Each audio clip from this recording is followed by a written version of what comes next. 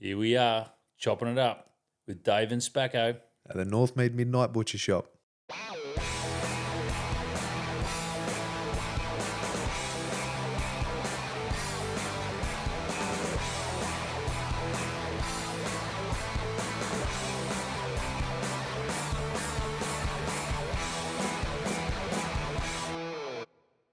Can't believe we finally got to this point. Finally.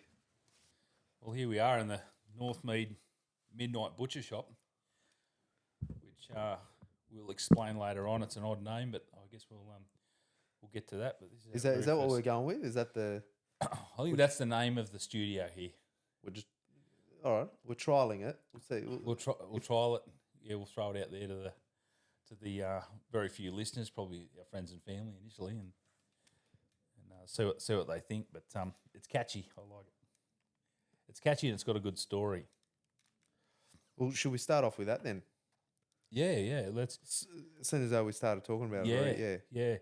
It's a bit of a long story if we go back to the start, but certainly I got an opportunity to go and hunt a property down in Kangaroo Valley, and on the very first time, and was successful harvesting a quite a big sambar stag, and at about 6 o'clock at night or something. I think I shot it just probably an hour and a half or so before dark, and by the time I got it out of the off the block of land, which that's an epic story which we must go into one time, because that was like blokes and people coming together just to make probably a pretty wild dream of mine happen and come to fruition. But by the time we got it off the block of land, it was about 6 p.m.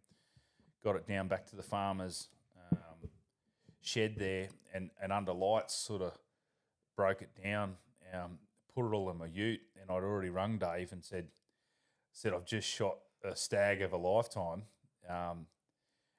and Dave, without hesitation, just said, I said, "Oh, what am I going to do with this thing? It's filled up the back of the ute." And Dave, without hesitation, you said to me, "Just bring it to my house in Northmead."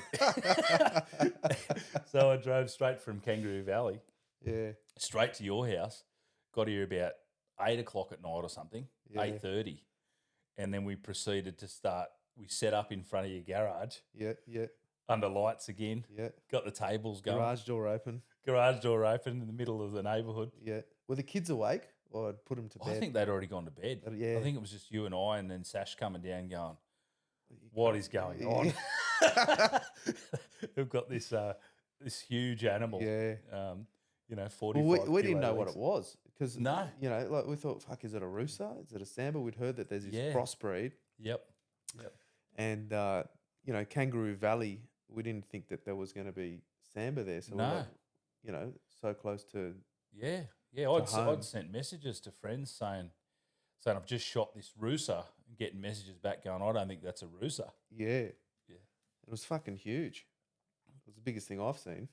Yeah, still to this day. Yeah. It's the biggest thing we've harvested. But together, I think we were still out there at midnight, and we're looking at the clock going, "That's as much as we can do tonight." Like, my God, here we are. I don't even know what day it was. It was a Sunday. I think it was Sunday or something. And at midnight, we're cleaning up. Skinning, carrying on. And, yeah. And you just get in this zone. You just get in this, like... Just get it done. I think that's one thing men are good at. Like, just once you're just into something, it's, you just keep soldiering on. Once we get focused on a task. Especially something like that. I find it quite, like, almost therapeutic a bit. You get into this bit of a trance, I find, when you're doing stuff like that, and you're chit-chatting and you're doing stuff, but you're just hyper-focused on what you need to do, and the time just slips away. And it does. Yeah, it's almost like meditation in a way for me. Like, I really enjoy that sort of stuff. Do you think part of the attraction with that is there's this common bond, because you're there with your mate, and you're both working towards that same thing. It's very primitive, like that particular task. It's very primitive, and I find that very, very satisfying, because we utilise everything. yeah, the common bond. It's nice to do it with someone. Oh, definitely. If I was on the side of the mountain somewhere, I'm sure I wouldn't have been feeling as good about myself. Nah. At midnight. Yeah. Trying to carry back. How am I going to get this thing into the car? Yeah. Yeah. But that's the story of the Northmead Midnight Butcher Shop, and then it just brings a smile to my face every time I think about that. Yeah. Moment. It was good. It was a moment. It was a fun night. It was a fun night. Sash bringing teas down. Teas down to these two blokes just cutting up a huge animal in the front yard in Northmead. Yeah, crazy. Neighbours would have thought, oh, fucking nuts. Yeah, absolutely. Oh, I get it now. We had Kai was out the front working on his car the other day, my son, and I had a deer head sitting on the front lawn, which I hadn't for 2 weeks. 2 weeks. Yeah, some little girls up the end of the street walked past, and they said to Kai, "Nice deer." Yeah. you think, wow, like these girls actually find that interesting. I mean, you don't see that anywhere. Really. Yeah. Except out the front of a Spackman's house. But yeah, that's the. So I think that's a mad name for the studio. And at one point, I'd love to get a little neon sign or something here saying Northmead Midnight Butcher Shop. I can't even say it. How did you go say it? The Northmead Midnight Butcher Shop. Yeah. Doesn't really roll off the tongue. It's a bit of a tongue twister. It is a bit of a yeah. It's a whole bunch of words that wouldn't normally go together. Yeah. Pretty funny. And so, what are we thinking of calling the podcast name itself? Yeah. It's a lot harder than I thought it would be to come up with that name. Yeah. I mean, we've had a fair few written down. I don't know if I'm totally sold on. No, nothing's really jumped out yet. No. What have we got so far? We've got the Northmead Midnight Butcher Shop. Yep. Is where it's at. Yep. And then I think the one that's there's a few options, which one which your wife came up with, which I thought was quite mean. Which one was that one? Two big bald men, which she thought was hilarious, and she did come up with it instantly. I was thinking, is that premeditated? Has she been thinking about that earlier? She's quite witty. She's quick with these things, actually. It was super quick. Yeah, so there's that one. I mean, the one that's leading the current race, which we've kind of coined for some of our stuff, is the very, very famous podcast. Yeah, it's a bit of a joke. It's a bit of a joke, and I don't want our topics to be. I don't think the topics that we want to talk about. They're not joking topics. Like they're serious. I mean, I feel very passionate and serious about the things that we've spitballed and brainstormed so far. Have you got any sort of new ones that have come to light that you think? Not really, mate. I've sort of just, I don't know. Like every time I come up with I'm like, fuck, that's a bit tacky, or pigeonholes us. Yeah, pigeonholes one topic, which we don't. Which we don't really want to do because, we've been talking about what this is going to be about and what we want out of this podcast.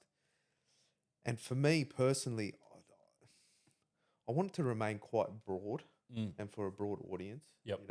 And we want to get guests on, and I mean, I meet a lot of interesting people in my job, and so do you, and we like to talk and have a chat to people that we come across, and I suppose we thought let's put that into a podcast, and let's see if people want to come on and do that on here, and discuss these topics. And I mean, we always have good chats, when we're out hunting or when we're together and whatnot. And basically for me, it's just to bring that to here, and it's quite broad what we talk about. And we do discuss like mental health and men's health and stuff like that. But we've spoken about, do we want to keep it aimed at men? I mean, being men ourselves, it is automatically going to be, what we talk have about. a male tone to it. That's for sure. But also not pigeonhole us to that. Not be the blokes and whatnot. Because we want everybody to sort of tune in a bit and understand what we're about, and to sort of blokes already sort of know a lot of the stuff that we Yep. are feeling and talking about. So Yep. to get that out there to a broader audience, Yeah. to let Yeah. them understand and go, oh yeah, you know, like, Yeah, maybe, and then they have conversations with their friends and family, you know, along those lines. You know, and there's no shortage of podcasts out there talking about this stuff. I guess what I want to get across is the same sort of thing, ensuring that we're coming from a positive angle with most things, you know, and we should talk about the way we even got to this point, that you and I, because that's quite a unique story, Yeah. to decide to do this podcast. Yeah. But you know, we haven't even introduced ourselves to anyone. You know, at the moment, people know there's two blokes sitting on a couch in the Northmead Midnight Butcher Shop,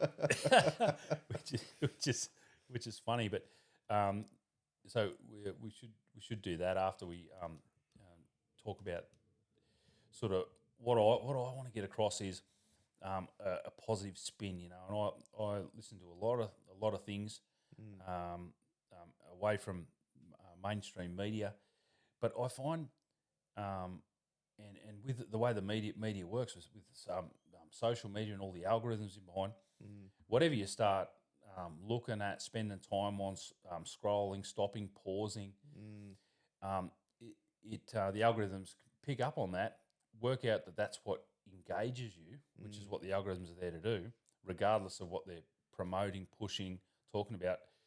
If they work out that they're engaging you with that, then they start populating your feeds with more and more of that stuff. So that I would certainly, you know, we're all a victim of our own attention, I suppose, and there is a lot of negativity out there, and you know, but you watch the TV, you watch a lot of any TV shows, the news that's on TV, a lot of the stuff that's coming through social media, hell of a lot of negative stuff, you know, and so I was running there that a couple of weeks back now, probably 4 or 5 weeks back. I was running with my dogs, and I'm running along, and I'm thinking, what am I going to do for my own headspace? But what am I going to do to have a positive impact on people around me and people who I you know who may be even interested in the things that we're going to talk about?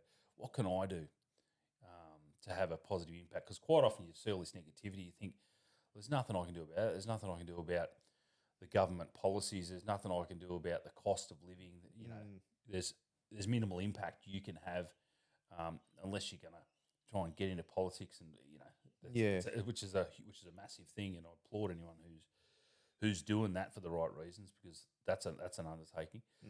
But and then it came to me, and I thought, what about if we had a podcast which focused on positive things? You know, and at the time I was thinking positive male things, because you know, my opinion, I think blokes get a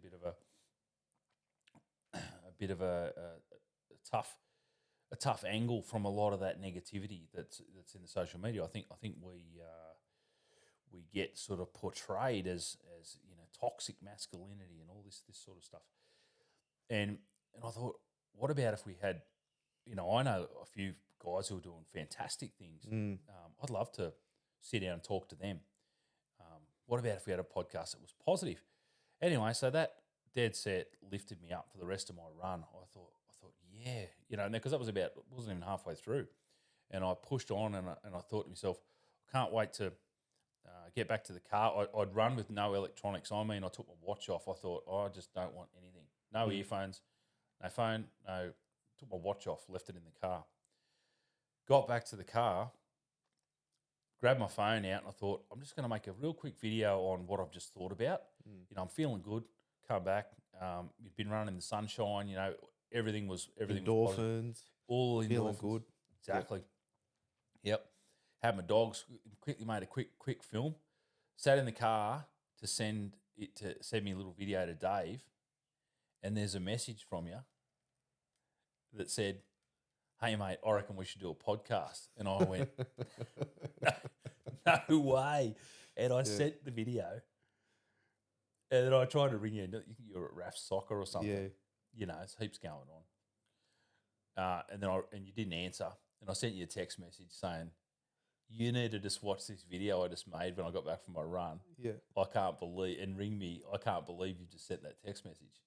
Yeah. And I was like, what's he going on about? I thought, I reckon he's probably had the same idea. And then I looked at the video and I was like, Sash, check this out. She's like, what, you guys are going to do a podcast? I'm like, yeah. She's like, oh, we're going to do one as well.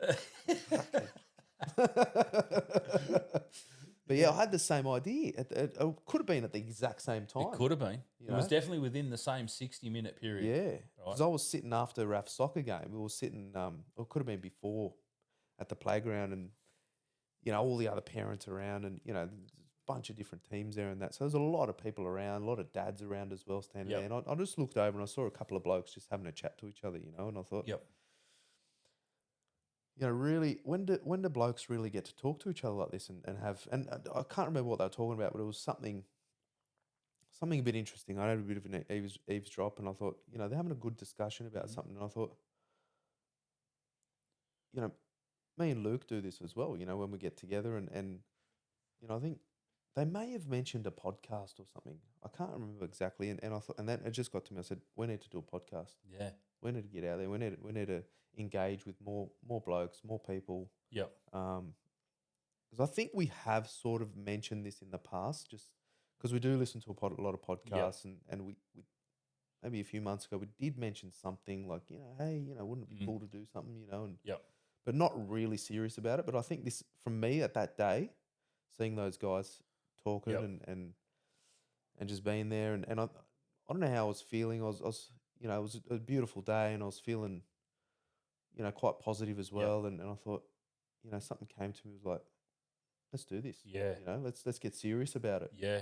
And then when I saw the video from you as well, it's quite a serious thing as well. Like, let's actually do this. Yeah. I think that the fact that both of our ideas happened at the same time, I genuinely felt like something externally had made that happen, and that this should happen. And you often, we talk about this sort of stuff all the time, that you don't always know why things happen, and it's not always obvious in life. But I genuinely believe that everything happens for a reason, and it may never become clear, but it might become obvious later on down the track. But I thought that's not a coincidence, that we have to do this, because that's freaky that idea came to us in that same hour, doing totally different things. And when we say we've talked about it before, it's literally been just a fleeting part of a discussion. There's we've never hashed out any sort of format, what we've talked about, any of that sort of stuff. It's normally been after we felt like we've had a good chat about something cool. We'll just throw it out there. Oh, we should do a podcast. Yeah. But which I think a lot of guys might do as well. It might come into their head, a podcast would be good. But it's like, where do you start? What do you do? Who do I do it with? And it's maybe a little bit daunting or whatever to do. But I think us being us, we're the type of guys that if we get an idea, and if we're both, especially if we're both got the same idea, we're like, we're fucking doing it. I know. So it just shows you how, if someone else is in it with you, so you've got that support, it's really hard to back out and go, oh, no, I can't bother, I'm too lazy. Yeah. And although, like, we probably thought we'd be sitting down here a fortnight ago doing this, it didn't happen in exactly the time frame we thought, because we got work and family life and all the normal stuff. Yeah. But here we are. Yeah. Got a couple of microphones. We've screwed them to the sofa. We've got some cords that are plugged into a machine over there that's hopefully recording what we're talking about. Some random old headphones that we found. Spent minimal money. All bought a couple of secondhand bits and pieces here and there. And, try to save where we can. And put it together. Yeah. And if it works, it works. Yeah. And we can upgrade if we need to upgrade some stuff. But this is it. It's happening. Yeah. So I suppose we should probably introduce ourselves and go through how we got to this point, individually. Yeah. And then. Well, what about how we actually met? You know, like we Because that's a bit of an interesting story too. I mean, it's yeah, out of the box kind of yeah, thing. yeah. So I suppose it starts from, you know, our passions and what we're into. You know, I got into a point in my life where I felt like I just needed something more, you know, something different. You know, I was doing the same thing. Couple of kids. There was a kid actually come. I had my first son, Rafi. He would have been about 3, and there was another one coming. And you know, I just got into my head that I wasn't eating meat. I wasn't eating a lot of meat at that point. You know, I didn't enjoy eating out, and I was Was wondering there where what my was the meat's reason for that? At the I time? don't know. I just got turned off it. Did you? Yeah, for some reason I just got turned off it. You know, and I thought, fuck, wouldn't it be good to harvest my own meat, you know, and eat organically and Mhm. whatnot, you know, and you know, no more Woolies and Yep. Coles and all that shit, you know, and so I got the idea, you know, maybe I'll start hunting, you know, and getting outdoors. It was more so just getting outdoors, Yep. you know, and getting in nature. That's how I thought I'll sort of gradually get into it because it might not be something that I really want to Yep. get into. I don't want to just commit now. I'll start, you know, looking into outdoorsy sort of stuff, and because we've got a lot of forests around us, and I couldn't remember the last time I've been camping. You Yep. know, as a kid, probably Yeah. 5, 6 years old. And Yeah. I thought, why aren't I doing this stuff Yeah. more? You know, why aren't I out there? Why am I just fucking, you know, in a car most of the day? You know, driving to work, Yep. Just in that in the grind. house or Yeah. in Just in that. in a shop, you Yep. know, and indoors, you know, Mhm. and I thought I've got to be more outdoors here, you know, and I thought, right, all right, what do I need to do? And so first thing I did was I went out, got myself a bow and arrow, you know, and I thought I'll just start target shooting, Yep. see if I enjoy it, see if I'm any good at it, you Yep. know, and started watching YouTube videos and whatnot. And Because you can do that without a license. yeah, you don't need a You know, license. there's some rules around Yeah, I what mean, a bit of arrows you common can use sense. when you're target shooting. Yeah, But you can, yeah. so I did that, and about 6 months or something, you know, I was you know, when I get into something, I get into something. You Yeah, know, I've and noticed I that. get quite sort of obsessive about Yep. things, you know, and really enjoyed it. And I thought, fuck, you know, maybe I'll start hunting now. And you know, went out for my first hunt up to Jenolan and spent a couple of nights out there.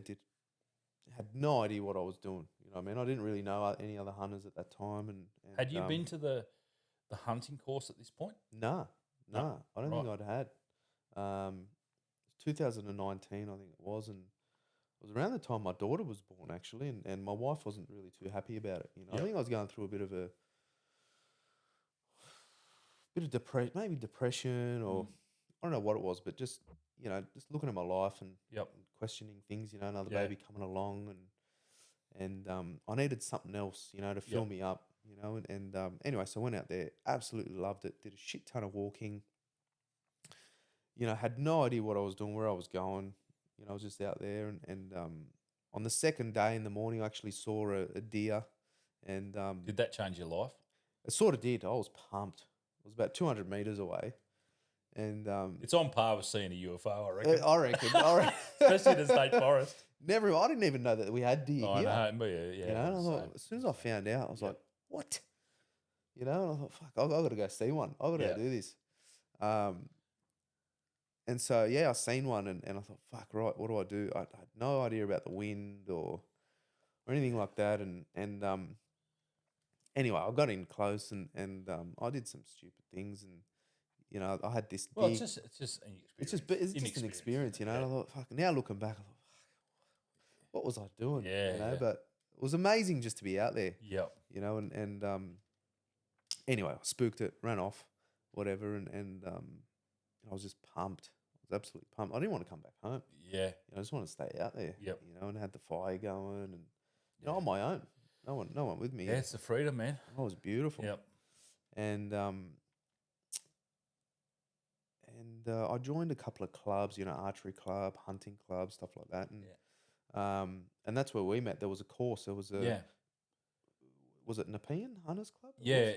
And it was, I've probably got the course name wrong, but it was sort of like wild game meat handling course, or Yeah, and you had to do it Yep. to be able to hunt the properties that they've got access to. Yeah, correct. Yep. So to be able to hunt the properties, we had to do this course so they know that we're capable, and and there was Yep. some ethical sort of things Yep. in there as well that they Yep. taught us. And so we met there, and there was you, there was a few other boys that did it that we sort of still Yep. stay in contact Yeah. with. There was quite a few people there. Yeah. Yeah. Were we in the same group? Or We were. We We were. we weren't were in the same group. Yeah. Yeah. Yeah. So yeah, you're all sort of allocated an animal to break down Mm, and process, and you and I were in the same group. mm, Yeah. Yeah. And we're both sort of chatty. So conversation was pretty easy. mm. Yeah. So I'll let you keep telling. I don't really remember too much of the conversation. It was just like Just I thought general. I'd probably never really see these guys again. You know Yeah. what I mean? Like I've done a lot of these different things where Yep. you meet people. Yep. y- We just all nice, you took could- each other's details at the end of it. I think that's Mm. how And then who messaged how who? we What- stay connected. How did we? I don't know whether you messaged me and said, "Hey, I'm going to Belangolo, Mm, which you can only hunt during the week with a Mm. bow and only two hunters." So it's quite a, not everyone's can take a day off during the week, but yeah, I was Mm. certainly down for taking off a Tuesday or something. It was, and getting we- out there. yeah, Yeah. And was that our first hunt together? It Belangolo? was, yeah. I just met up with this tattooed bloke in the Belangolo State Forest, which the last people who did that didn't come out. Yeah. Unfortunately. So yeah, Belangolo's got some pretty nasty history. Yeah. But so yeah, we met down there in the dark, and then went for a hunt the next morning together. Yeah. That was- Beautiful. Yeah. yeah, and then we've just kicked on. Kicked it off from there. Yep. Yeah. Yep. I mean, both being, we came in at around the same time. Yep. I mean, you'd done a little bit of bow stuff before with your old man or something? Yeah, a long time long back. time ago. I'll certainly, I'll talk about that when I sort of run Yeah. through how I got to that point. But But you'd had a little bit, not a lot of experience. but no, like we were yeah. as green as each other, mate. Yeah, Really. yeah. And so it was just good to be with, obviously it would have been great to have someone experienced with us, but to go through and learn with each other and Yep. bounce off each other and share different experiences and things and go over things and break it down and, talk about what we're doing. I think that's how it sort of started. We realised we're quite like-minded. Mm. Like in any other situation, I don't think we would have been No. brought together, No. really. So it was the hunting and that sort of that lifestyle that we were after that brought us together. And I mean, looking at us, we're Yeah. sort of completely opposite. We are. We're at very different stages of life. Like Yeah. our families are at different stages of life, and in two totally different lines of work. Mm. But I think one thing that we are 100% the same though is enthusiasm. Mm. Like we are exactly the same. We're very different in lots of ways, which probably complements each other. Yeah. But when it comes to enthusiasm to do something, I know I can ring you and it will be the same level of enthusiasm. A little bit more carefully thought out. Like I'm a little bit more, let's go and do it right now. Yeah. Whereas you want to know where we're going. Yeah. I But- suppose having young kids, I sort of got to be a little bit more, careful with things. But I'm still pretty like, let's fucking do it. yeah. I'll speak to Sash and I'll yeah. see I if I mean can get the kids. enthusiasm on anything. Like it can be anything. It seems to be like, let's go, fucking let's do do it. it. Yeah, Yeah. we should be able to do that. Yep. So, And I think that's what a lot of people need. You know what I mean? Because you get an idea in your head, and it's yourself that sort of holds you back. yeah, I mean, if you don't have, that control over your mind, where you can see that it's not really, it's your negativity. It's that negative side. It's the fearful side of your mind that's Yep. saying, nah, maybe don't do it, or and your environment too, mate. I think you can surround yourself with people, and they can be friends, they can be family, they can be your best mate, and and they might just their personality might be more cautious than yours in a lot of senses, and so they can actually hold back a lot of your ideas just by their reaction. You know, I heard this. There's a great quote on one of the many things that I listen to, and I shouldn't say it's a quote because I won't be certainly quoting it word for word, but it's along the lines of, be careful who you share your your excitement and your joy with, because that person may well take away from that joy. You know, you might be really excited about something, and if you tell someone about it, they might go, "Oh yeah, but what if this happens?" They kill the buzz. Oh yeah, I suppose that is a danger to this. And vice versa. Be careful of who you share your sadness and your troubled times with, because someone who you think is a good friend and everything, if you share, hey, I've just had this really really scary time with my kid or whatever, that person might be on the face of it saying to you, oh, you know, Dave, that's terrible that's happened, and then they're thinking sucked in, and then they ring their mate and go, oh, you know, that bloke who owns that tattoo shop who's doing really well. Well, you know, he's not smiling now, and so it's just about not holding your cards close to your chest, but making sure that the people you're sharing different things with are the right people to share that with, because it might be a buzzkill. And unfortunately, there are a lot of people out there like that. You know? And it's not like it's a funny thing, because I find myself sometimes, my mind sometimes does, if someone has failed in something, you know, sometimes my first thought is like, not sucked in, but like, it's like, oh yeah, you know, like, especially if it's something that I'm doing as well, I feel like lifts me up a bit, makes me feel better about myself. Yeah. You know, for some weird reason, you know, and I pick it up and I'm like, what are you thinking like that for? Yeah. It's negative. That's not good. You should be happy about that person. That's right. You know, and I think it just comes from society as well. The way we're taught, you got to be better, you got to have more, you got to, you know, and so we're sort of brainwashed into thinking this way from an early age. Yep. You know, and so if we're not aware of it, mate, it's just there. It's wired. So we've got to rewire our brains to be thinking differently. And I think the number one thing is to be aware of your thinking. Yeah, that's when the that first comes stage. up, Yeah, for sure. Is to think, no, mate, you know, that's not right. You know, Yep. got to be positive and think well for this person. Doesn't matter who they are. They're giving it a crack. Yep. You know, and it's only going to make you happier as well and a better person. It does. Yeah. You know? Oh, and a lot of the people, the motivating people who I'm listening to talk about that lifting up other people gives you much more satisfaction than looking down. If you can lift the whole people in your circle up, and that can be small ways. I'm not talking about, hey, you know, here's 10 grand to get you on your feet. I'm talking about day to day. You know, how you going today, Dave? What a cracking day it is today. I mean, every single interaction.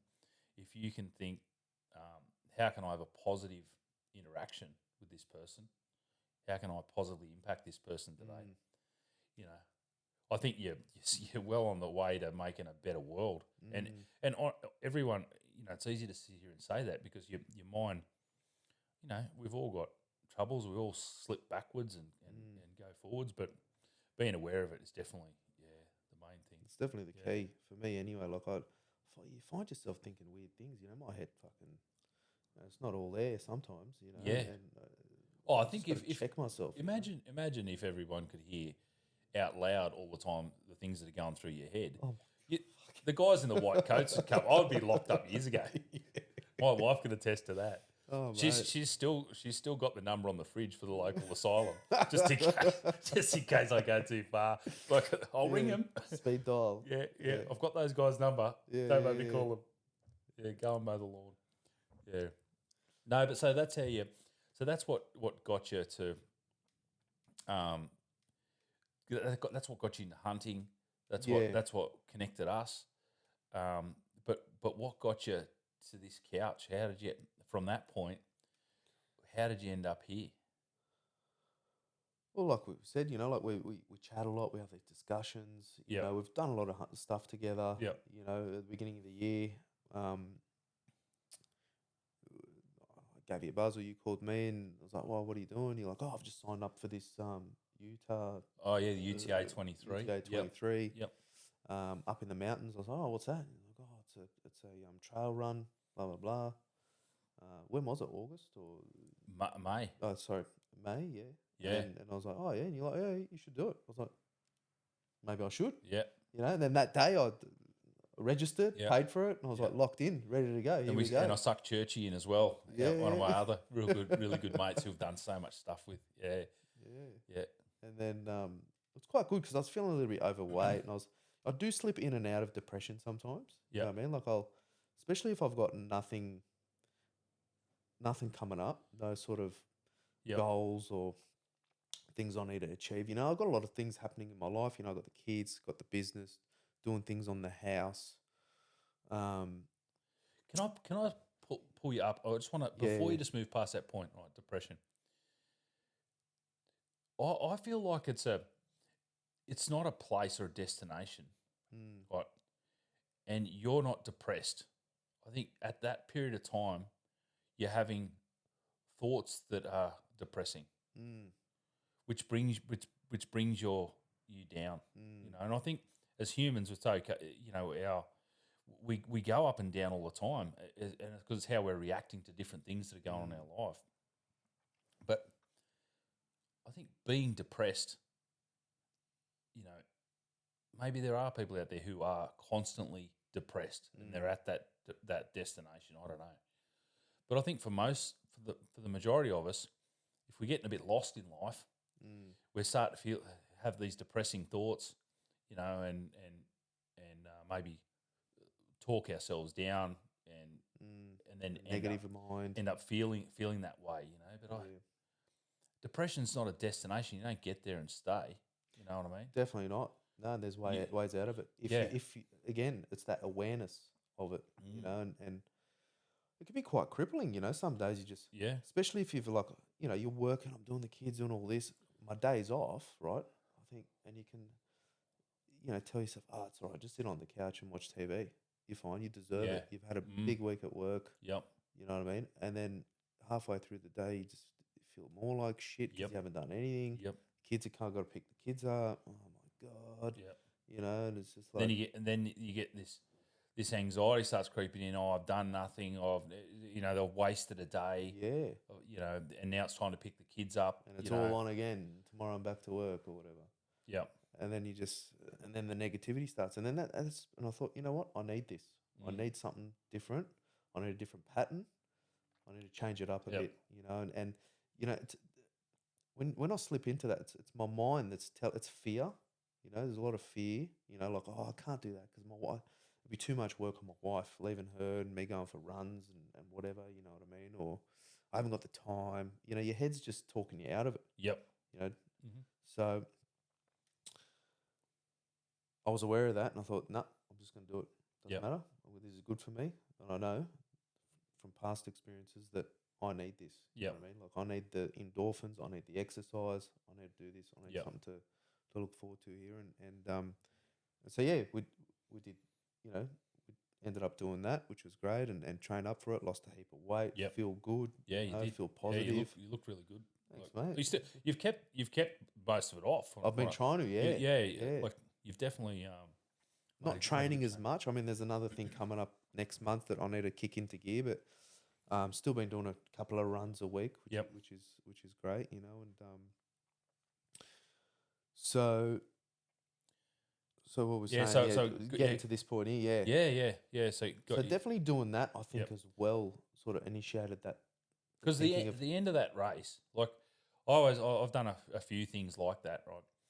And I think that the finish line of those places, the amount of positive energy that is being emitted from that area would be hard to be in megawatts or something, If you could put that in a pill. if you could hook it up to the power lines, you know, I don't know, it'll drop your electricity price down for a little while. But if you could put it into a pill, there'd be no anxiety, or it'd make so many illnesses go away in society, wouldn't it? Because you feel so uplifted, and you've just run 23 k's through the Blue Mountains and come up some body crippling stairs, causing cramps in places you didn't know you had muscles. Yeah, and seeing all the other people around you doing it as well. Yeah. From all walks of life. Some people are just walking it. Yep. Some people are going hard. Yep. They're doing it in groups. Yep. It's just such a good atmosphere. Yeah. I actually felt quite emotional. Oh, like at the end of it, I crossed the line. I was just like, just felt like crying. You know what I mean? And the beauty of those yes, for sure. The beauty of those situations is the person who wins feels the same as the person who came right up the back of the pack, trained just as hard, completed it, and got to the finish line. Those people feel the same. There's some equality right there. Like, they've done the same thing. Don't worry about the time. The training was just as hard for both of those people coming from the same point. And that's why, I've done a bit of triathlon and always loved that everyone's doing it. There's a 79-year-old person doing it. There's a 15-year-old kid doing it, doing the same thing. And the outcome and the positivity that they both feel is the same. That's right. And it just flows, man. Yeah. It just, but just having all those supporters and all those race goers and all of that, like, you walk away totally physically wrecked and mentally, like, you've got this body armor on for the next week, I reckon. Yeah.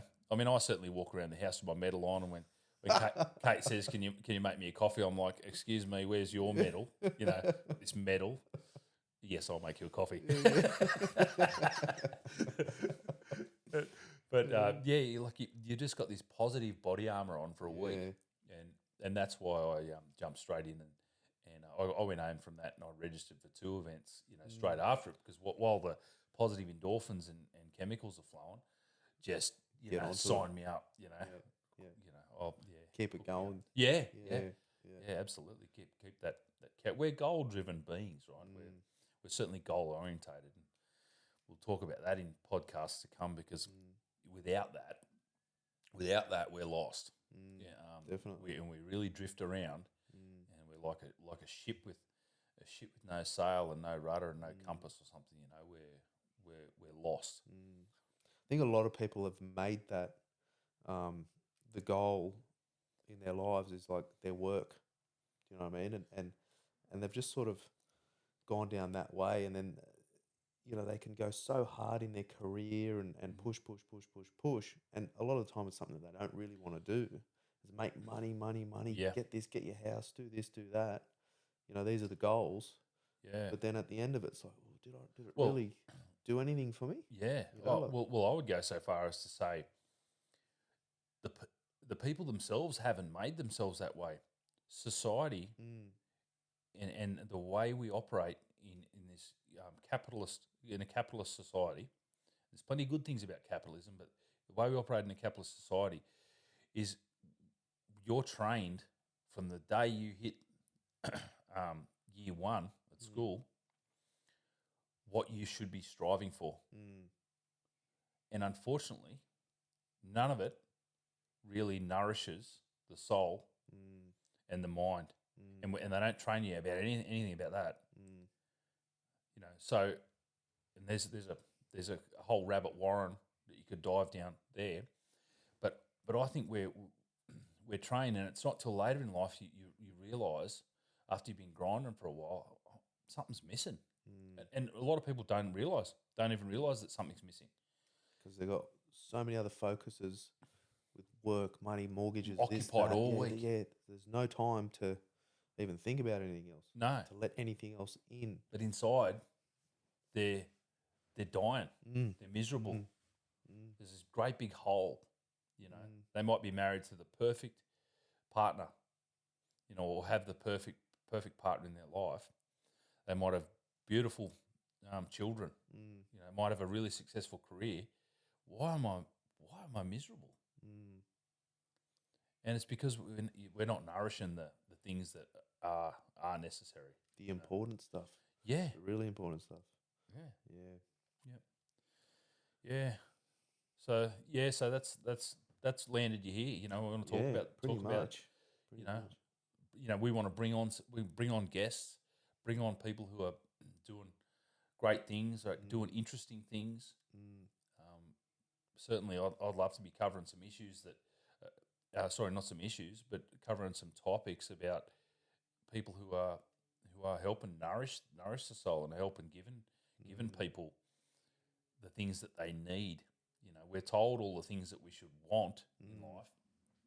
You know, watch a bit of TV. You'll see a whole bunch of ads for all the things you should be trying to attain. Right?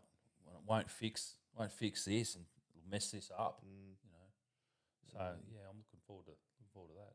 Yeah. And to get people on with sort of, you know, I mean, we do a lot of talking about things, and we're not really experts in a lot of stuff. A lot of stuff we talk about is stuff that we've heard on, say, other podcasts or whatever, and we sort of paraphrase a lot of things. Yeah. And you know, we're just trying to figure things out ourselves as well. Yeah. So it'd be good to have people on here that know a bit more than we do. Yep. They can clarify some things and, you know, teach us stuff. Definitely. You know, that we don't really know about. And you know, if we're looking at things in a wrong way as well, you know, talk to me. Tell us what you know, what's your ideas? What you know? Yeah. Absolutely. I'm certainly open to, you know, if I come up with an idea and people have got evidence that makes sense and that's backed up and that's not funded by the organisation who would benefit from that evidence being true, then I'm certainly happy to say and say publicly, hey, I was totally wrong about that. But that comment that I said, or those things that I said down that avenue, I apologise. I was totally wrong, and here's the reasoning why I now believe what I do. But yeah, I mean, wouldn't we all? You read things, you watch things, and if the stuff makes sense, and they're connecting dots for you, and you go, yeah, that absolutely makes sense. And the reason why I believe that is because there's no benefit for this person to be saying this. You know, they're not funded. They're actually sticking their neck out to do it. If they're connecting dots, then if they're believable, you know, and you can sort of clarify, then I'm sort of accepting that that's right. You know, and happy to be shown otherwise.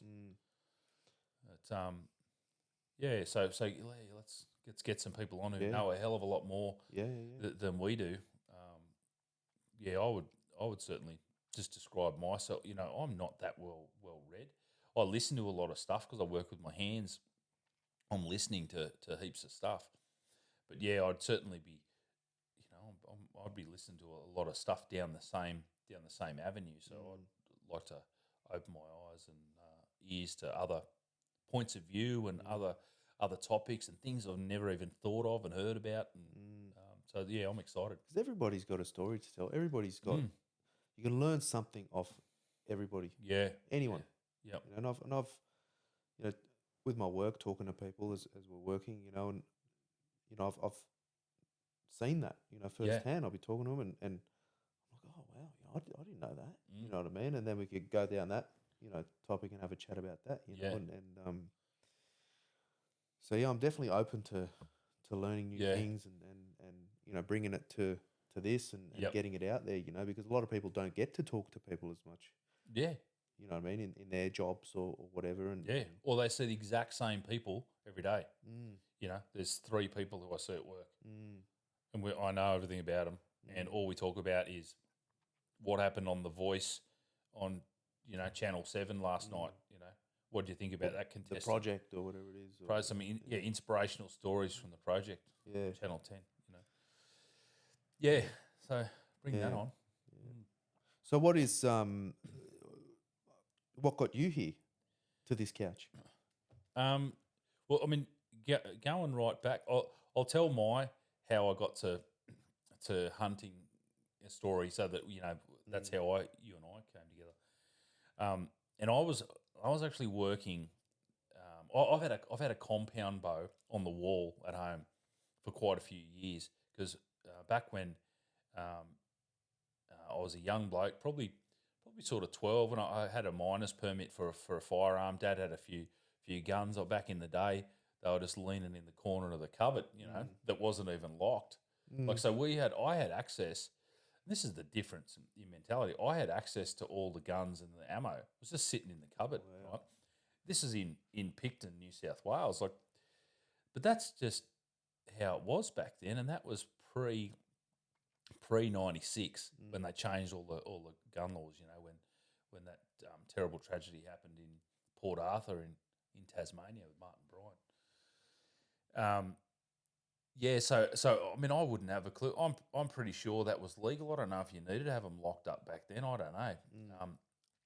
But because I'd been brought up that they were dangerous, and Dad had shown me how to do it, the thought of actually ever getting, even as a young teenager, the thought of getting a gun out and loading it and firing it would be not in a safe environment. Well, I knew damn well that that's not happening. You just don't do that. So although all the guns were there and all, that was how it was. So, but Dad and I did a little bit of hunting. There wasn't any hunting permits back then, just on private property. And I remember I was about 14, and Dad let me. I was walking off with a rifle on this. It was about a 750-acre property that friends had out at Rugby in New South Wales. And so I was wandering around, and we weren't hunting; we were shooting back then. And I draw that difference, because what you and I do is totally different to what I was doing back then. And then we had some bows, and Dad was making his own bows in the garage, we could do a whole podcast on Ronnie Spackman. He was a unique man, definitely. And all of us Spackmans who followed on from him have a lot of his traits, which some people does Kate's head in, but it pays off in life too, so tenfold, I reckon. But so we were I'd do a little bit of shooting, and I actually was doing a bit of ferreting. I met a mate at school who had ferrets. Again, ferreting. You know what a ferret is? Yeah, it's like a little rodent / cat. Yeah, they're a beautiful little creature. Anyway, I had a couple. He had ferrets, and he used to go and you net all the rabbit holes, and you throw the ferret down there, and the ferret chases the rabbits out of the holes. It is thrilling. Why haven't we spoken about doing this? I don't know, actually. It's interesting. But as a 15, I reckon I had a couple of ferrets, and I would, Mum, I think must have been Mum or Dad. Dad wasn't home very often because he was truck driving. But Mum would drop me off at certain locations where I knew there was rabbit holes, and I would take my bunch of nets, net a heap of holes, catch some rabbits. So Mum was in on it as well. Yeah. Oh yeah, whatever Luke wants to do. What's he into at the moment? Ferrets. Yeah, and these ferrets would go in there and chase the bunnies out, and I'd catch them and dispatch them and take them home, and then just feed the rabbits to the ferrets as tucker. But so that was that was kind of hunting, because we were utilising. I wasn't wasting those bunnies, and then life kicked on. You get your license, all that stuff. Dad moved away, and so you find girls and alcohol, and you go down that path for a long time. Anyway, so but I did have this compound bow, which I'd had from those days as well. And anyway, Kai, my young bloke, he might have been 15 or something, maybe 16. And I was travelling away a fair bit for work, and he said to me, "Oh, I wouldn't mind shooting that compound bow that's on the wall." And I was always looking for a connection with Kai, and So I dropped it off at the archery shop. I said, yeah, righto, mate. Let's, hell yeah. Dropped it off at the archery shop and got a new sight and things put on it because she was old school. The feathers had fallen off, the fletchings had fallen off the arrows, and he refletched a couple of arrows and got it tuned up. And I made a target, and I said, right, okay, I've got all this stuff ready to go. We took the bow up. Excuse me. Took the bow up to there's the local park. I reckon Kai fired 10 arrows. He goes, yeah, that was good. That was it. And that was I'm it. like, I've just spent $130 so all this out. But it lit the fire in me again. I'd been feeling the same, like I'd feeling quite disconnected from, and I'm not Indigenous, right? But I feel so connected to the country. It's, I don't, and I certainly hope no Indigenous people take this the wrong way. If anyone hears this version of us, but I feel connected to country as well, and I get recharged when I go out in the bush. And one thing I used to do a lot of, even when I was a late teen, because I had a 4-wheel drive, I was still camping. I camped right through, and then when Kate and I had kids, we took the kids camping a lot. And anyway, but at that stage in my life, I hadn't been doing much. We were just grinding away, paying off the mortgage and focused on, my jobs had got a bit more involved, moving into management and the like. And I felt quite disconnected from the country, from the bush, for all this sort of thing. Anyway, I thought I've got this compound bow. I've got some arrows. I worked out that you needed an R license, all that sort of thing. Applied for my R license, got that for the state forest. Thought, yep, yeah, I can go hunting. I knew of Nepean Hunters Club just because I'd looked into it before, and joined up there. Anyway, then one afternoon after I got my R license, I said to Kate, I'm going hunting at Hampton State Forest by myself. Last minute decision. I think I left about 1 o'clock in the afternoon. Took 2 hours to get there. It was 3 o'clock. I'd done my e-scouting, all the stuff I'd seen online about what you do. Anyway, went for this big walk. Didn't see anything other than kangaroos. Last thing at the end of the day, thought I'll just sneak up back over this section, and here's a pig. Right there. Here's a pig. And I'm like, holy smokes. So then the body, it's so interesting. The body just kicks into this flow state, right? So I dropped my boots off because I'd seen that on the internet as well. I could hear my heart beating in my head. Du-dum, du-dum, du-dum. The whole world disappeared except for myself and this pig and my bow and arrow. And I snuck in to 28 metres and I put a good shot on this pig. It ran off, crashed in the bush. And I was like, and then I came back out of the flow state. Like, you're like, holy smokes. What just happened? My first hunting trip with an old compound bow that I just got tuned up. I've been doing a little bit of practice shooting it, and I've just hit this pig. I thought, oh well. So here's me. All I've ever butchered is a rabbit. Had you been YouTubing and doing it? And this is the difference between my personality and your personality. This is why we get on so well, because I'm like, let's go and do it, and you're like, okay. I've watched 3 hours of YouTube on how this is done. And I'm like, oh, righto. Okay, good. Someone knows what they're doing. But so I went down, all right, this is what you want to do. You want a harvest your own thing? Yep. So I went down there, dragged this piggy out. It was a nice little sow. Strung it up, broke it all down, put it in the esky. And I'm driving out of the forest going, hunting is easy. You just go out there in the afternoon and get one. Yeah. It's easy. So I come back up. So here it is, 11 o'clock at night or something it was, right? I'm rolling up this track again, not a track I should have been driving in the dark by myself. I shouldn't have been there. It was This was at Hampton. Hampton. You know what the tracks are like out there. Yeah. So this is first trip by myself. No recovery gear, no winch. Get back up, get into phone service. Kate's like, "Where are you?" And I said, "I just shot a pig." And she goes, "You did not." I said, "I did." Anyway, get home. She, the family's fast asleep. Yeah. I drive back into Jordan Springs. Hunting's easy. You just go and get one. Yeah. You just They're just there. Go get one. Just one. Just boom, got it. Went and got so I hop in the shower, slip into bed, wake up in the morning. Kate says, "Oh, where's your pig?" Yeah. I said, "On the kitchen bench."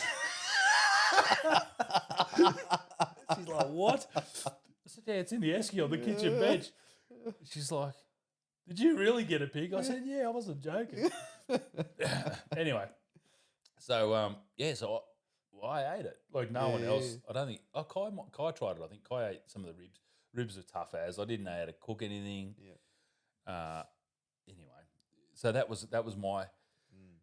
From there on, mate, I was hooked. That was it. Oh well, you shoot something on your very first. You harvest something and put in the esky on your very first hunting trip. Yeah.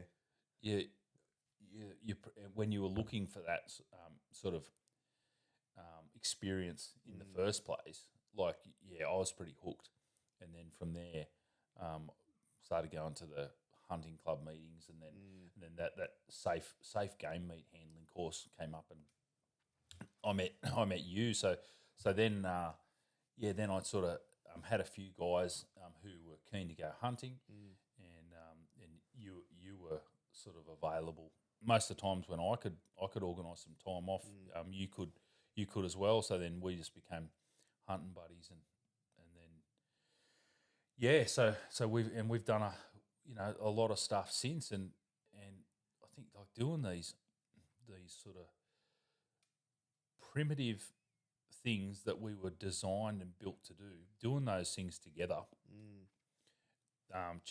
It's sort of a unique bond and unique friendship that's kind of different to a lot of my other friendships, because it's based on, I think maybe because it's based on a core value that we share.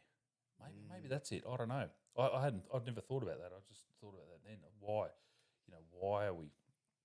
So and because I think it's a primitive thing. It's ingrained in us. it is. So I think that just naturally brings you together. It's that teamwork of getting that animal, doing that thing, coming together. Yeah.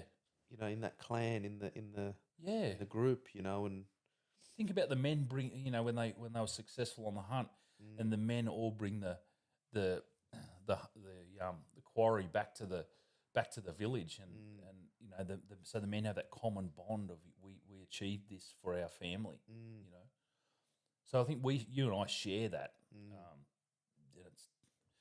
I think it's wired into everyone, but to experience it together, to tap into it. Yeah, and I know, I know that I can rely on you to help me in that endeavour.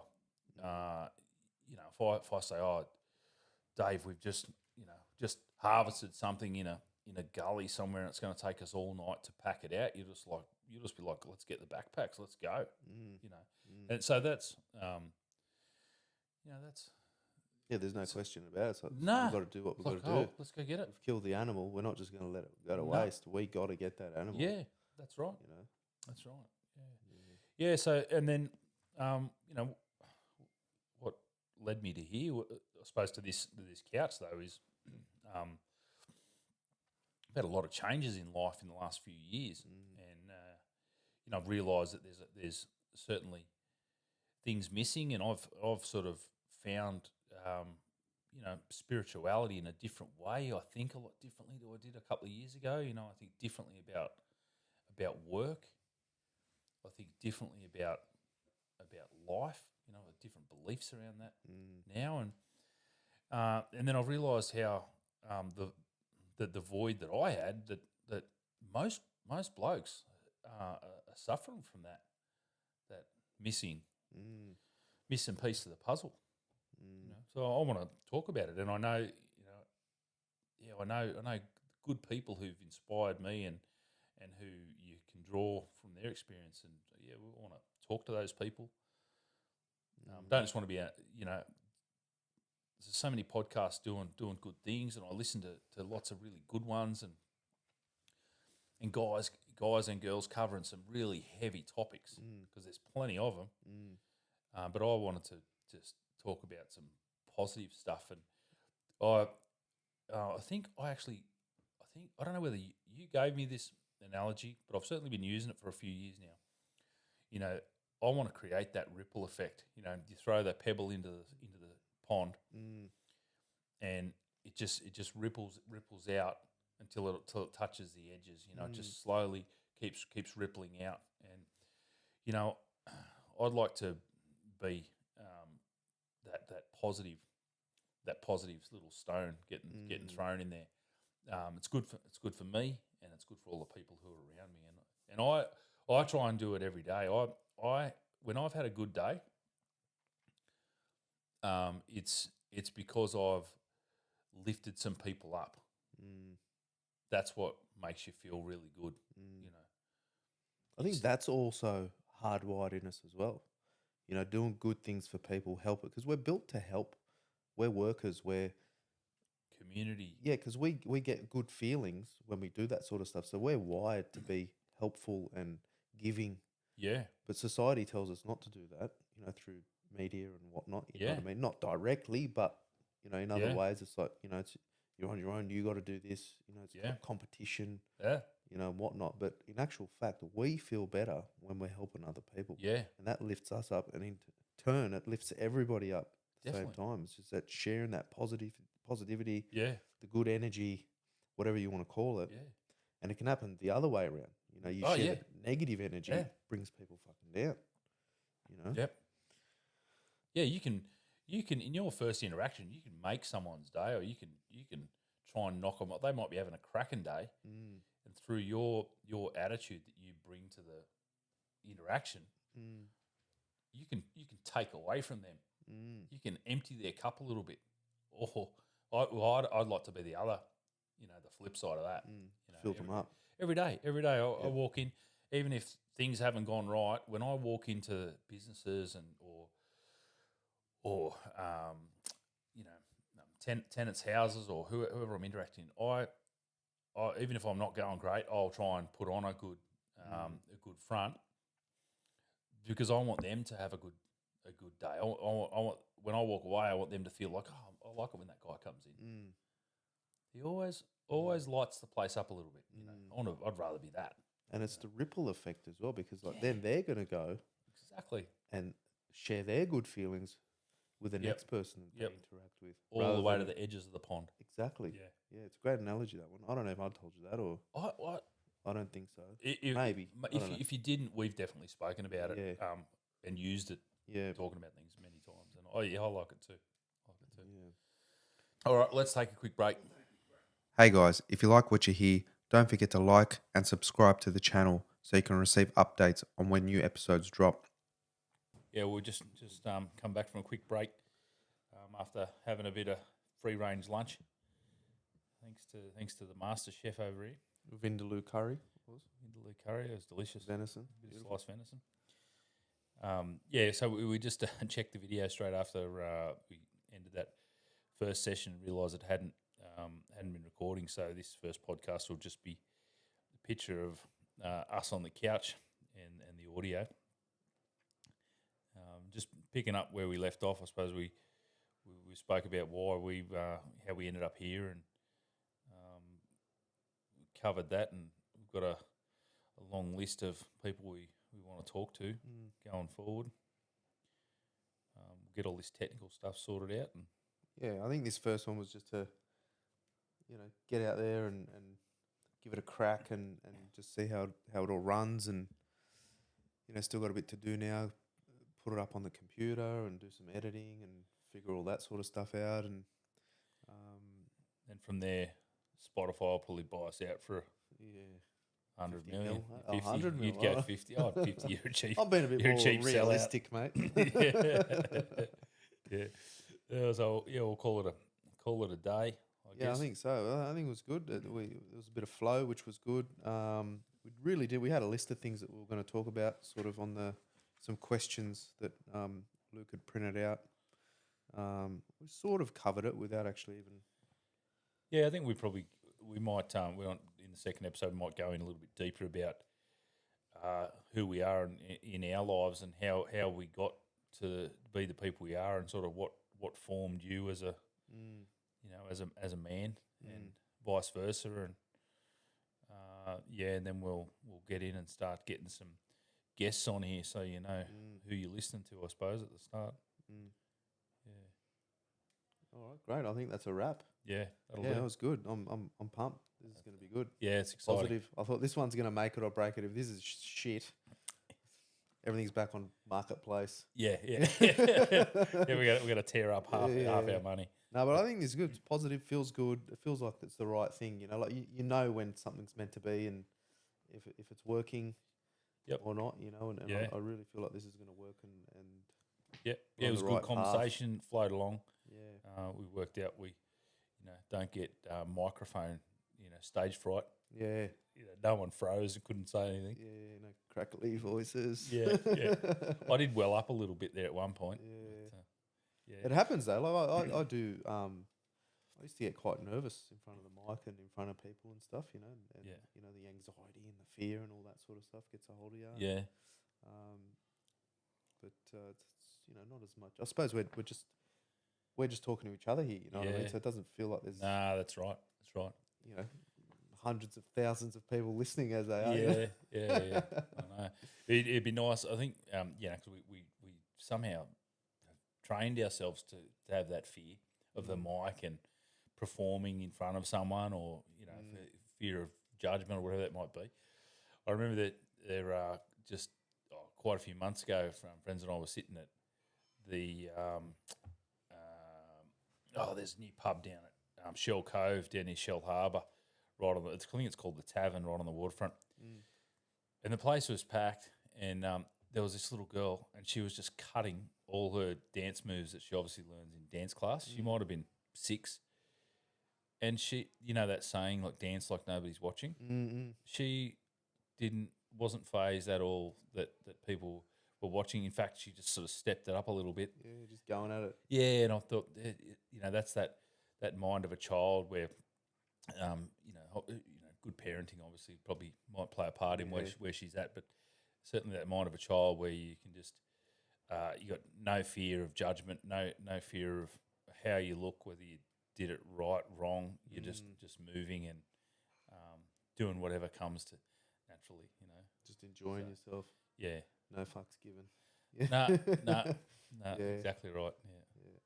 All right, mate. Well done. All right, beautiful. We'll wrap her up and now we'll learn how to use the editing software. Yep, beautiful. Thanks, guys. See ya. See you guys. Bye.